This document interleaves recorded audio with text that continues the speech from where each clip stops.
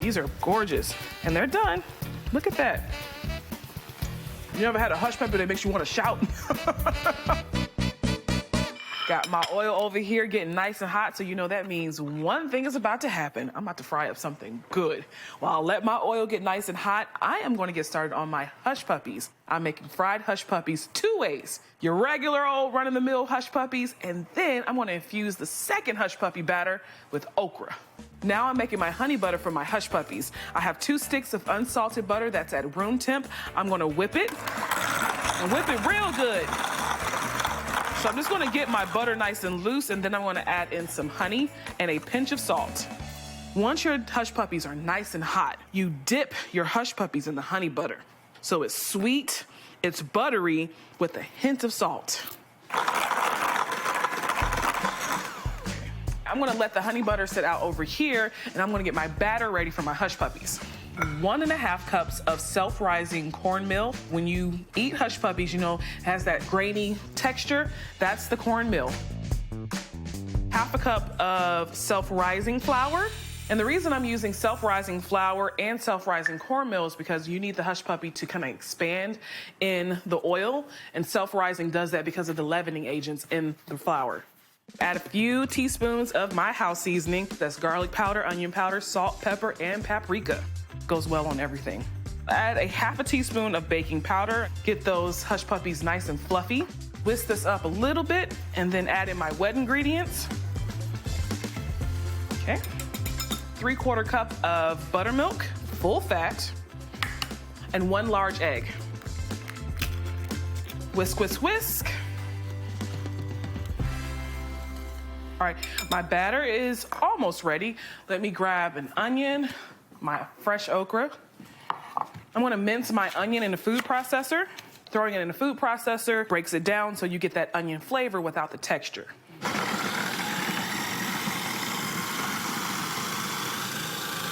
I'm gonna put my onion in my batter.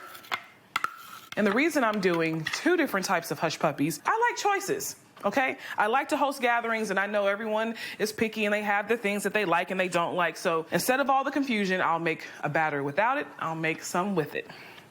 And I'm not using all of this okra. Don't be alarmed. I'm just going to use, I'd say, a little over 1/2 cup.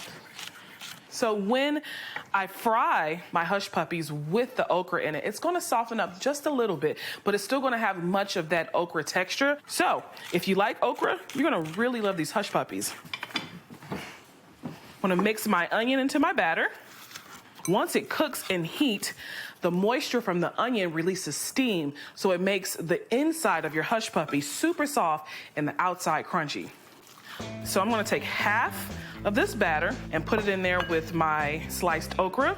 I have my oil over there and it's been heating. You wanna make sure your oil is heated to 375 before you drop them. I'm gonna spray my cookie scooper here. Spray it with some nonstick. Grab a scoop, and you gotta do this fast because these fry pretty quickly. Just drop it in hot oil. And I'm using a neutral oil canola. You can use vegetable oil, you can use peanut oil, but make sure it's an oil that can be heated to very high temperatures. You wanna make sure you pull your hush puppy as soon as it turns golden brown on the outside. I smell the onion, I smell the okra. These are gorgeous. And they're done. Look at that. Look at that.